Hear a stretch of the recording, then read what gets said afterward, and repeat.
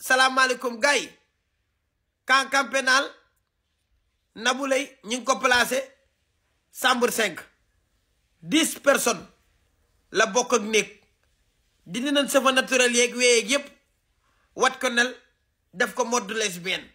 léegi nag Nabou Leye avoué na wax na ak enquêteurs yi déglu leen bu baax ma wax leen Nabou Leye lan la wax ak enquêteurs yi.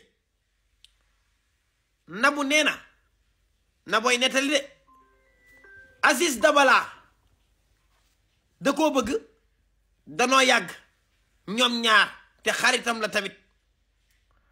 Nabou nee na Aziz dafa nekkoon ci lu ko neexul woon muy lan mbirum ñaari tur ak yooyu léegi mu bëggoon ko cay génnee woo Assane Diaw pour mu dimbali ko. Assane Diaw nag ci boppam moo jiite gang bi mafia gang bi ñëwoon kër Aziz moo ko jiite.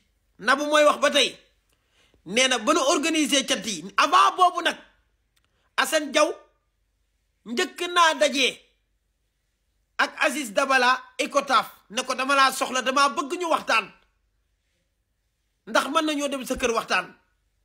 Aziz accepté wul loolu ñu organiser ay cant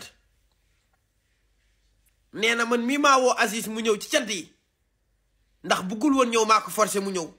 ba mu ñëwee gars yi naan ko góor jigéen kii nii xulo xeex am ba mu amee xulo bi bëri Nabou mooy wax ba tey nee na ma jël ko dugal ko sama oto waaye Nabou nee na wàcceewuma ko këram Icotaf laa ko wàccee après man ma dem marché Xelkom.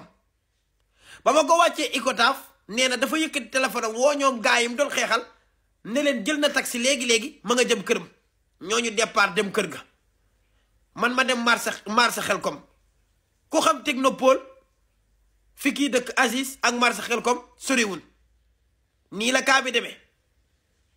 léegi ba nu ñëwee kër Aziz ba dugg ci bëri ba ci biir waali da cee tombe. Nabou mooy wax ba action bi am waali tombe na ci moo jàppanteeg ñoom xeex ak ñoom moo toj sax taabal ba ndax waali moo leen gën a sonn dañ ko doon xoqatal affaire yi mujj ëpp loxo ñu rey leen. lii la Nabou Leye wax ci enquêteurs yi te man sama source bi fi ma ko jëlee dafa leer. beneen bi ci tegu mooy